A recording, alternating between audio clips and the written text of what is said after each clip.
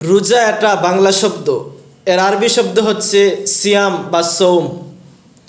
সিয়াম বা সৌমের আবিধানিক অর্থ হচ্ছে বিরত থাকা, বেঁচে থাকা।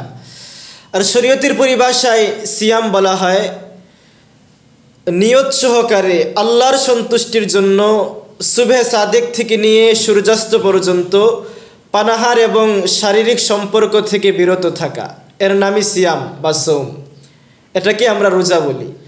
নিয়ত থাকতে হবে। কারো যদি নিয়ত না থাকে, সারাদিন উপবাস থাকার পরেও রোজা আদায় হবে না।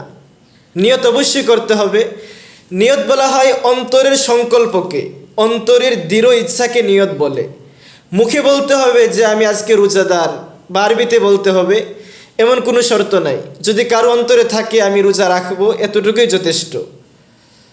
এবং এই রোজাটা একমাত্র আল্লাহর সন্তুষ্টির জন্য হতে হবে। কাদের উপর রোজা ফরজ? 3 শ্রেণীর উপর রোজা ফরজ।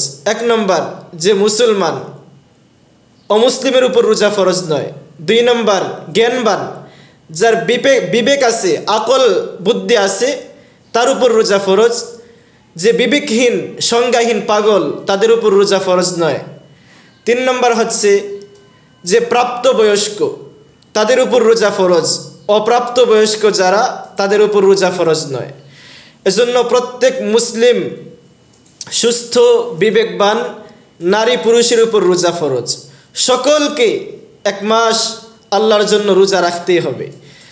যদি রোজা না রাখি তাহলে আমাদের শাস্তিটা কেমন হবে? নবীজি সাল্লাল্লাহু আলাইহি সাল্লাম এক হাদিসে বলেছেন, কেউ যদি রমজানে একটা রোজা ভঙ্গ করে, এর ফলে যদি সে তার সারা জীবন রোজা রাখে, তাহলে একটা রোজার প্রতিদান সে কিছুতেই কামাই করতে পারবে না। সারা জীবন রোজা রাখলেও রমজানের একটা রোজার হক আদায় হবে না।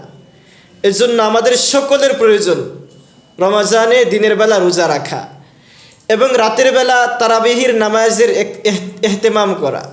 রাত্রে তারাবির নামাজ পড়তে হবে, 20 রাকাত পড়তে হবে।